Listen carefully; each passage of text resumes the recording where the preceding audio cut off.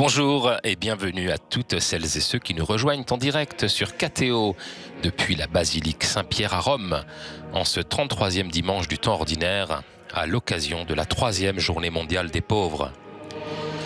C'est en 2016, à l'issue du Jubilé de la Miséricorde, que le Saint-Père instituait cette journée mondiale des pauvres en rappelant dans sa lettre apostolique Misericordia et Misera les objectifs de cette journée: aider les communautés et chaque baptisé à réfléchir sur la manière dont la pauvreté est au cœur de l'Évangile et sur le fait que, tant que Lazare gît à la porte de notre maison, il ne pourra y avoir de justice ni de paix sociale.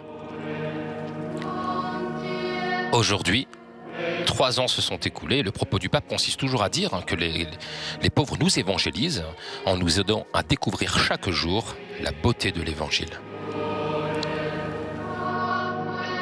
Le message du Saint-Père en cette journée choisie pour porter un regard particulièrement fraternel sur les plus démunis est celui que nous adresse le psalmiste. L'espérance des pauvres ne sera jamais déçue.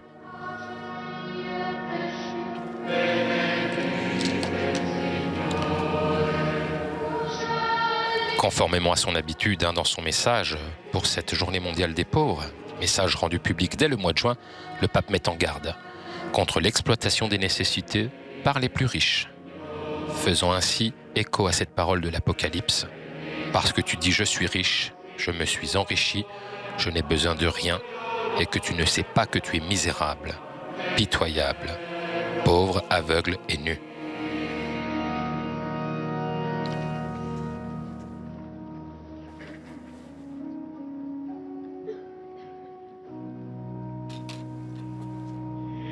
Le Saint-Père liste aussi des formes modernes d'esclavage auxquelles sont soumis des millions de femmes, d'hommes, de jeunes et d'enfants, parmi lesquels la traite humaine, le chômage causé par la crise économique, l'exclusion et ce que le pape appelle la culture du déchet.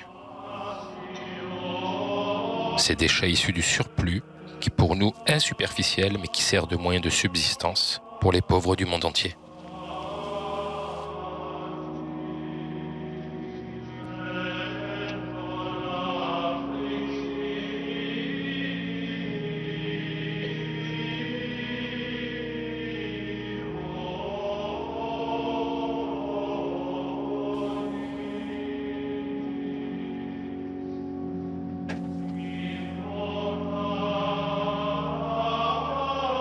Le Saint-Père qui déplore cette situation que riches et pauvres sont toujours dans une forme de tension, une situation qui reste inchangée, comme si l'histoire ne nous enseignait rien, observe tristement le pape François.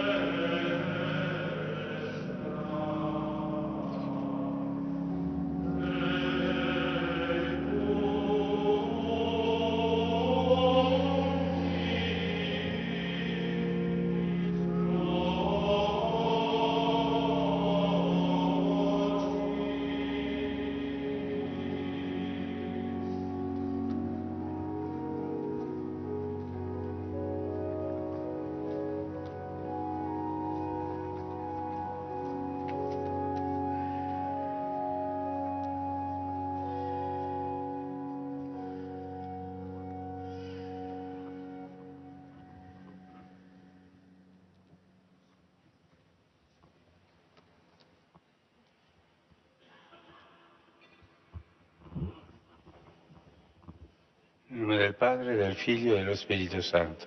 Amen. La pace sia con voi. E con il tuo spirito. Fratelli, per celebrare degnamente i santi misteri, riconosciamo i nostri peccati. C'est le moment du rite pénitentiel.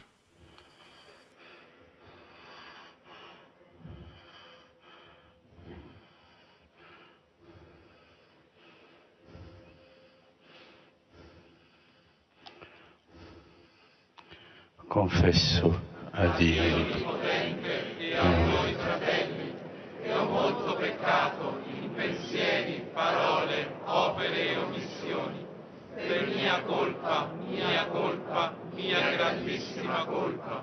E supplico la Beata sempre Vergine Maria, gli angeli, i santi e voi fratelli, di pregare per me il Signore Dio nostro.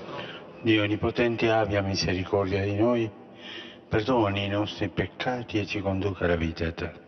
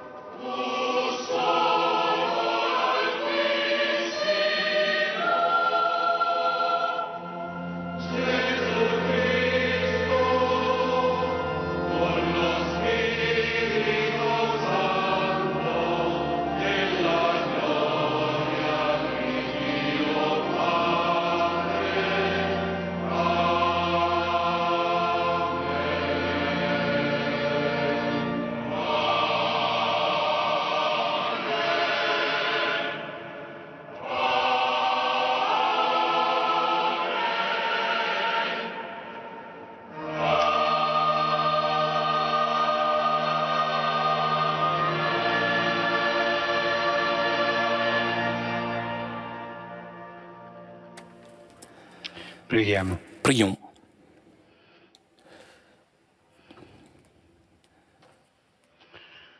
Que ton aide, Seigneur, nous rende toujours heureux dans ton service, puisque seulement dans le dévouement vers toi, source de tout bien, nous puissions avoir le bonheur plein et éternel. Signore Gesù Cristo, tuo Figlio che è Dio, e vive e regna con te nell'unità dello Spirito Santo per tutti i secoli dei secoli. Amen.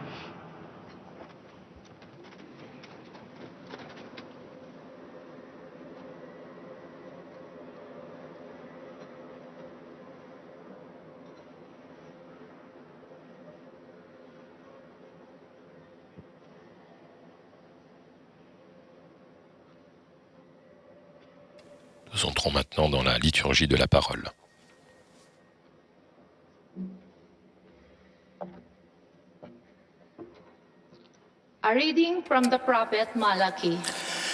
Lecture du livre du prophète Malachie. Voici que vient le jour du Seigneur, brûlant comme la fournaise. Tous les arrogants, tous ceux qui commettent l'impiété seront de la paille. Les jours qui viennent les consumera, dit le Seigneur de l'univers. Il ne leur laissera ni racines ni branches, mais pour vous qui craignez mon nom, le soleil de justice se lèvera, il apportera la guérison dans son rayonnement.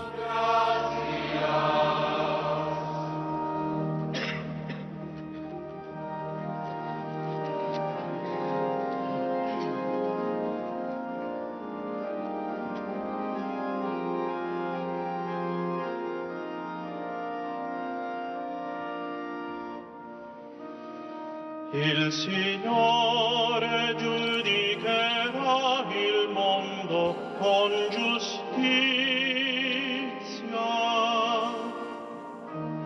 Il Signore giudicherà il mondo con giustizia. Le Seigneur jugera le monde avec justice, c'est le refrain de ce psaume 97.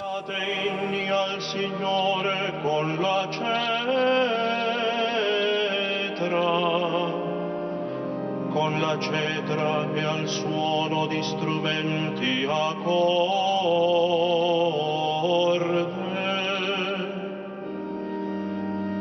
con la tromba e al suono del corno, acclamate davanti al Re il Signore.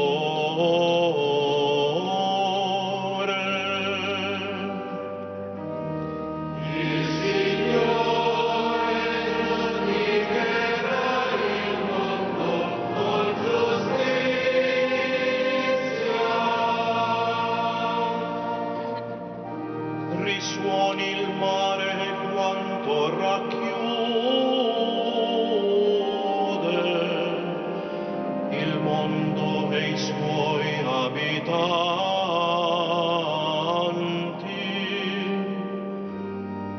I fiumi battano le mani, esultino insieme le montagne.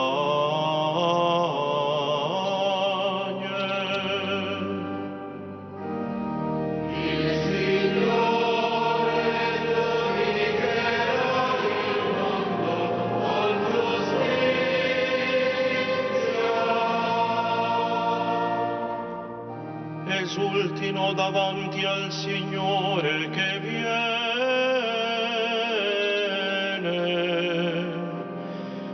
viene a giudicare la terra.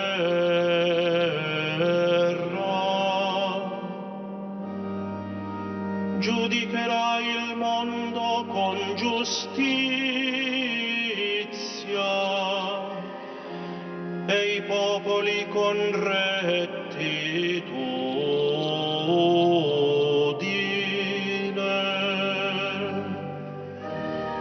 Il Signore giudicherà il mondo con giustizia.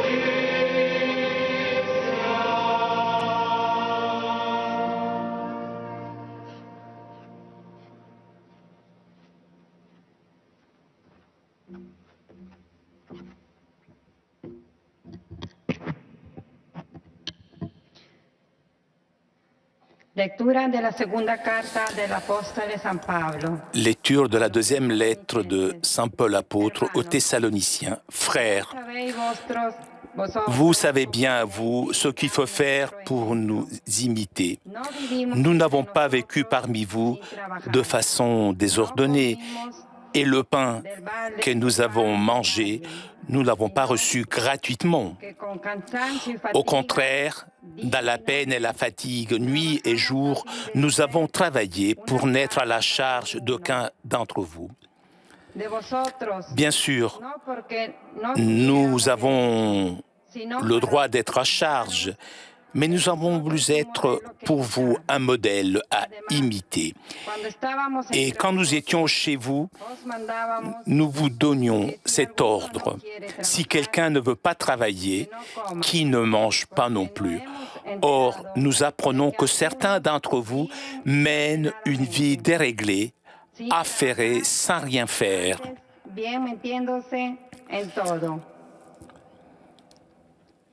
À cela, nous adressons dans le Seigneur Jésus-Christ cet ordre et cet appel. Qu'ils travaillent dans le calme pour manger le pain qu'ils auront gagné. Con sosiego para comer su propio pan. Verbum Domini.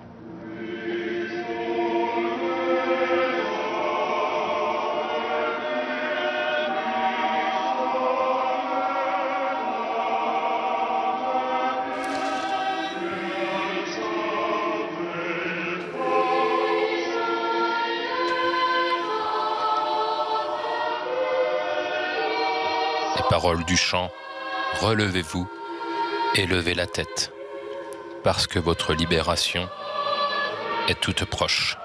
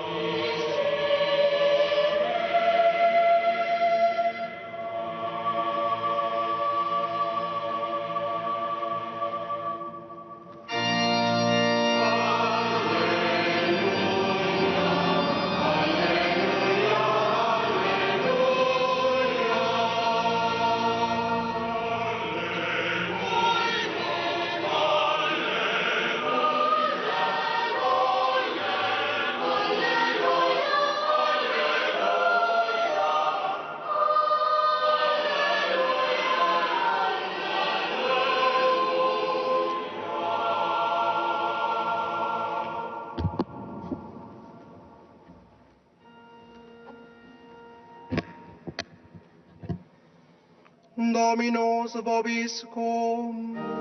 Et tuo spiritu tuo. Lectio Sancti Evangelii secundum Lucam. Évangile de Jésus-Christ selon saint Luc.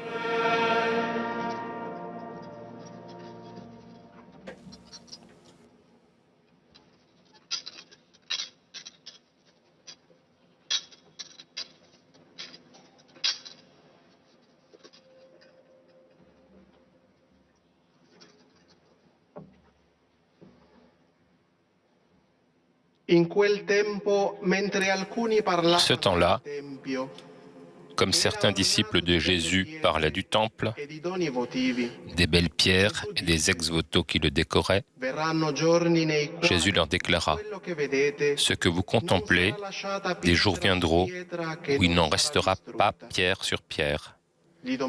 Tout sera détruit. » Lui demandèrent : « Maître, quand cela arrivera-t-il ? » Et quel sera le signe que cela est sur le point d'arriver?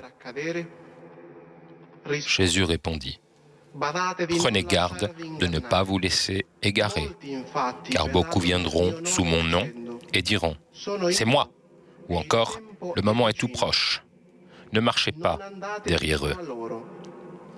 Quand vous entendrez parler de guerre et de désordre, ne soyez pas terrifiés. Il faut que cela arrive d'abord, mais ce ne sera pas aussitôt la fin. Alors Jésus ajouta, on se dressera nation contre nation, royaume contre royaume.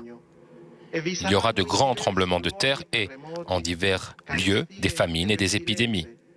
Des phénomènes effrayants surviendront et de grands signes venus du ciel. Mais avant tout cela, on portera la main sur vous et l'on vous persécutera. On vous livrera aux synagogues et aux prisons. On vous fera comparaître devant des rois et des gouverneurs à cause de mon nom. Cela vous amènera à rendre témoignage. Mettez-vous donc dans l'esprit que vous n'avez pas à vous préoccuper de votre défense. C'est moi qui vous donnerai un langage et une sagesse à laquelle tous vos adversaires ne pourront ni résister ni s'opposer. Vous serez livrés même par vos parents, vos frères, votre famille et vos amis, et ils feront mettre à mort certains d'entre vous.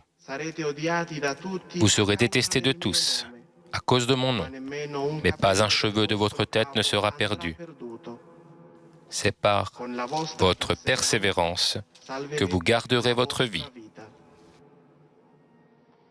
Verbum Domini.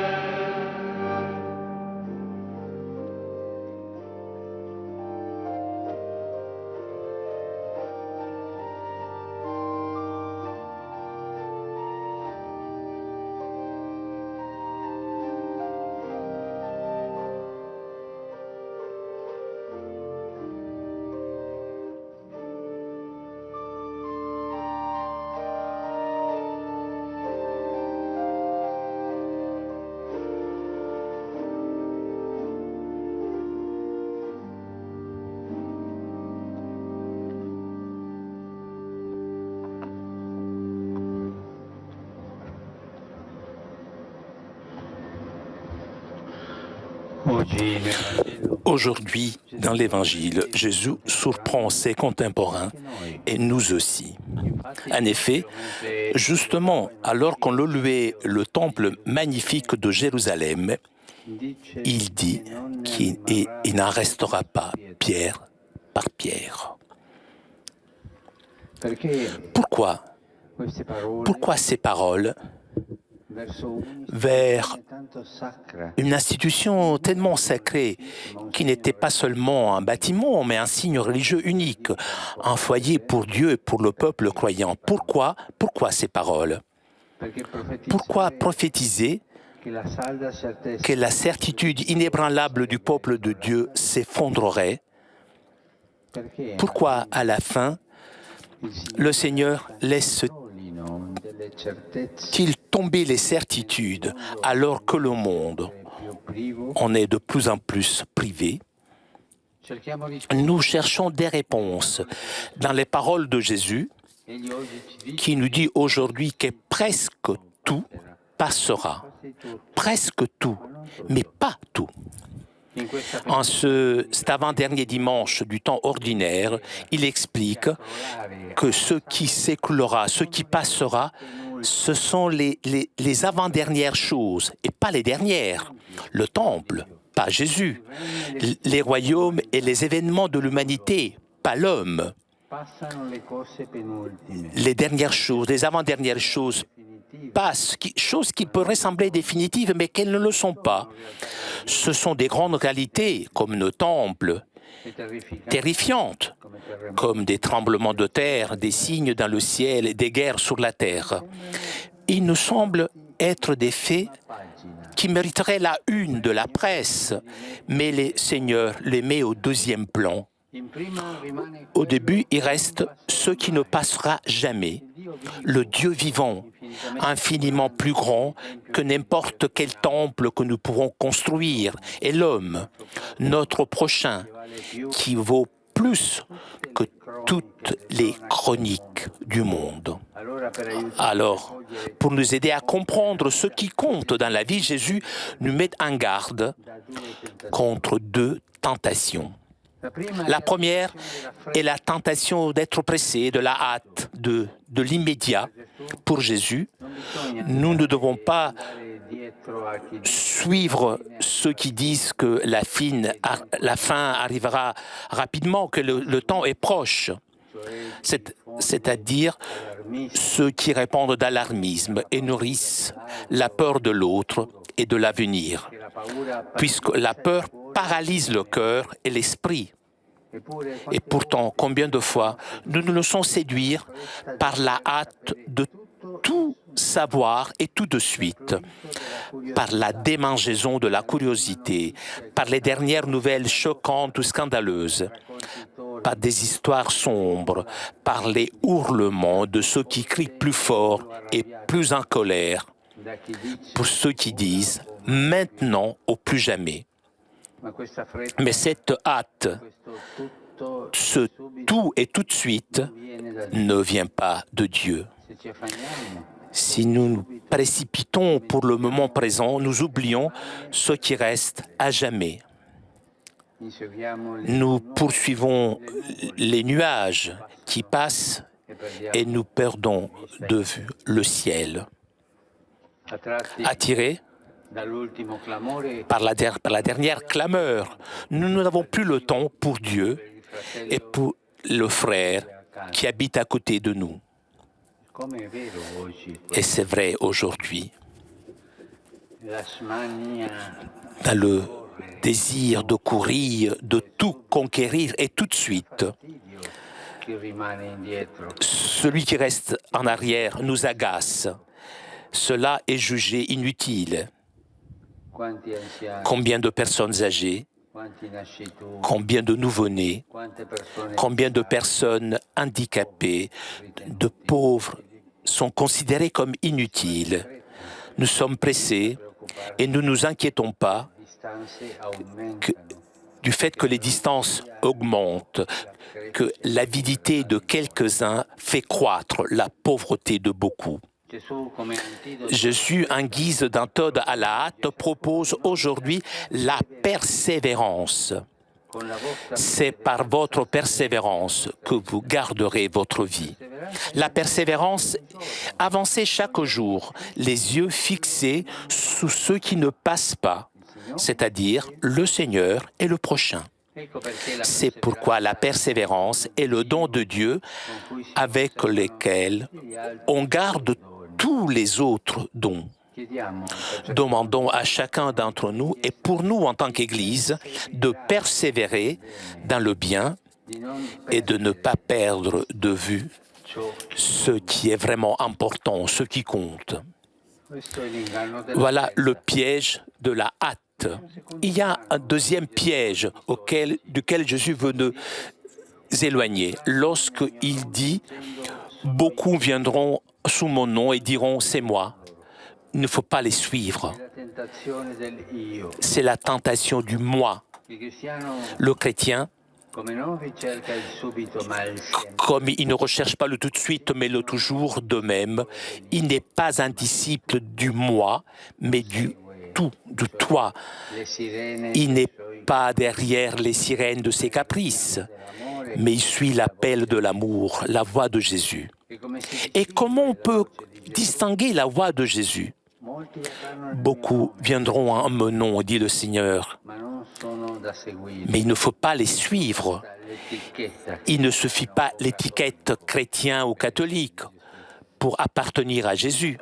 Il faut parler la même langue de Jésus, la langue de l'amour, la langue du toi, de l'autre. Celui qui parle la langue de Jésus ne dit pas « moi ». mais qui sort de son propre ego. Et pourtant, combien de fois, même en faisant le bien, règne l'hypocrisie du moi, de l'ego. Je fais du bien, mais je le fais pour être considéré comme quelqu'un de généreux. Je fais un cadeau, mais pour recevoir à mon tour, j'aide, mais pour attirer l'amitié de cette personne importante. C'est le langage de l'ego. La parole de Dieu, en revanche, pousse à une charité qui n'est pas hypocrite. Donner à ceux qui ne peuvent pas rendre, être au service sans chercher de récompense ou de réciprocité. Alors nous pouvons nous demander, est-ce que j'aide quelqu'un de qui je ne pourrais pas recevoir? Moi, chrétien, ai-je au moins un pauvre ami? Les pauvres sont précieux aux yeux de Dieu, car ils ne parlent pas la langue du moi. Ils ne se soutiennent pas tout seuls, avec leur propre force. Ils ont besoin de quelqu'un qui le prenne par la main. Il nous rappelle que l'Évangile, on doit le vivre comme ça, comme des mendiants qui s'adressent à Dieu. La présence des pauvres nous ramène au climat de l'Évangile, où les pauvres d'esprit sont bénis. Alors, au lieu d'être ennuyés lorsque nous entendons frapper à nos portes, nous pouvons accueillir leur appel à l'aide comme un appel à sortir de notre ego, de notre moi, à les accueillir avec le même regard d'amour que Dieu a pour eux. C'est beau si les pauvres occupaient dans notre cœur la place qu'ils ont dans le corps de Dieu. En étant avec les pauvres, en étant au service des pauvres, nous apprenons les goûts de Jésus. Nous comprenons ce qui reste et ce qui passe. Revenons ainsi aux questions du début. Parmi beaucoup de choses avant-dernières qui passent, le Seigneur veut nous rappeler aujourd'hui la dernière, celle qui restera à jamais. C'est l'amour, puisque Dieu est amour. Et le pauvre qui demande mon aide me conduit tout droit vers lui. Les pauvres nous facilitent l'accès au ciel. Pour cela, le sens de la foi du peuple de Dieu les a vus comme les gardiens du ciel. Déjà, maintenant, ils sont notre trésor, le trésor de l'Église. Ils nous ouvrent en effet à la richesse qui ne vieillira jamais, celle qui unit la terre et le ciel, et pour laquelle vaut vraiment la peine de vivre, c'est-à-dire l'amour.